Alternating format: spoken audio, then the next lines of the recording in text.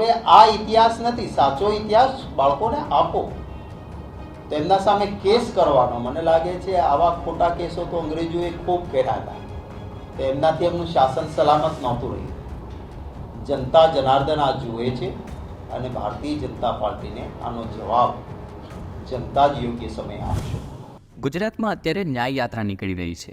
જ્યારે આ યાત્રા સુરેન્દ્રનગરના ચોટીલામાં પહોંચી હતી ત્યારે શાળાના બાળકોએ સાવરકરના કેસરી રંગના ટી શર્ટ પહેર્યા હતા. આ મામલે કોંગ્રેસે આક્ષેપ કર્યો હતો કે ભારતીય જનતા પાર્ટી ગાંધીજી અને સરદાર જેવા આઝાદીના લડવૈયાની જગ્યાએ સાવરકરને રાષ્ટ્રીય હીરો બનાવવા માંગે છે. કોંગ્રેસે વિરોધ તો કર્યો, પણ કોંગ્રેસના નેતાની સામે પોલીસ ફરિયાદ કરી દેવામાં આવી છે. ગુજરાતના ગૃહ રાજ્યમંત્રી હર્ષ સંઘવીએ એક્સ પર પોસ્ટ કરી છે, જેમાં લખવામાં આવ્યું છે કે તિરંગા યાત્રામાં બાળકોની ટી શર્ટ લઈ લેવી એ નિંદનીય છે. વીર સાવરકરને દેશભક્તિનું પ્રમાણપત્ર આપવાની ત્રેવડ કોંગ્રેસમાં નથી.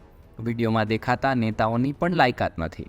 જોકે આ મામલે વળતો પ્રહાર કોંગ્રેસના પ્રદેશ અધ્યક્ષ શક્તિસિંહ ગોહિલે પણ કર્યો હતો. એમને પણ સાંભળીએ.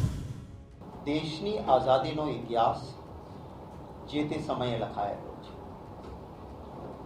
ઇતિહાસને બદલવાનો પ્રયત્ન હંમેશા મિથ્યા હોય છે. ઇતિહાસનો સ્વીકાર કરવો જોઈએ અને ઇતિહાસમાંથી બનેલી ઘટનાઓને યોગ્ય રીતે જીવનમાં રાખવી જોઈએ. ઇતિહાસ આ દેશની આઝાદીનો પૂજ્ય મહાત્મા ગાંધીજી, પંડિત જવાહરલાલ નહેરુજી, સરદાર વલ્લભભાઈ પટેલ, મૌલાના અબ્દુલ કલામ આઝાદ સાહેબ, આંબેડકર સાહેબ, આ નામો આપ લો તો ખૂબ બધા એવા નામો છે કે જેમના વિશે સુવર્ણ અક્ષરે ઇતિહાસ લખાયો છે. સુભાષચંદ્ર બોઝ હોય, ચંદ્રશેખર આઝાદજી હોય, બધા જે દેશની આઝાદી માટે, અને આ અનગિનત પાત્રો છે, પોતાની વિચારધારાને અનુકૂળ આવે એવી વ્યક્તિ અને જેના વિશે ઇતિહાસમાં માફી માંગી લીધાનો ઉલ્લેખ હોય,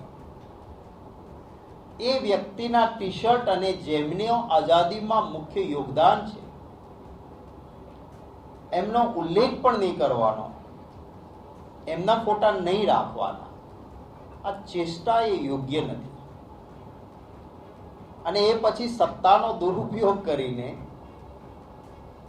વ્યાજબી ઇતિહાસની રજૂઆત કરનાર વ્યક્તિઓ સામે કેસ દાખલ કરવાનો, અને કેસ દાખલ કરનારી સંસ્થાએ સરકારના ઈશારે એટલા માટે કરવાનું, આવા ટી શર્ટ આપનાર વ્યક્તિ એ હોય કે જેણે સરકાર પાસેથી ગૌચરની જમીન મોટા પાયે માંગી હોય તેવું મને સ્થાનિક આગેવાનોએ કહ્યું.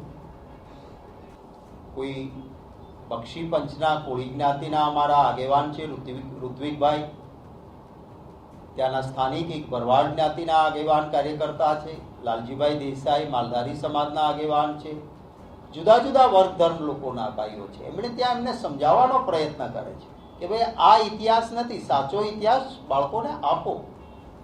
તેમના સામે કેસ કરવાનો, મને લાગે છે આવા ખોટા કેસો તો અંગ્રેજોએ ખૂબ કર્યા હતા. તેમનાથી એમનું શાસન સલામત નહોતું રહ્યું. જનતા જનાર્દન આ જુએ છે અને ભારતીય જનતા પાર્ટીને આનો જવાબ જનતા જ યોગ્ય સમય આપશે.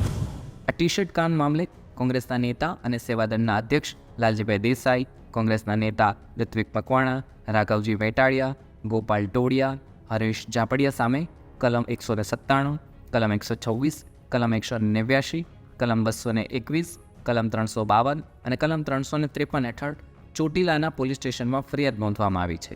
કલ્પેશ ચૌહાણ નામના પોલીસ અધિકારીએ કોંગ્રેસના નેતાઓની સામે ફરિયાદ કરી છે.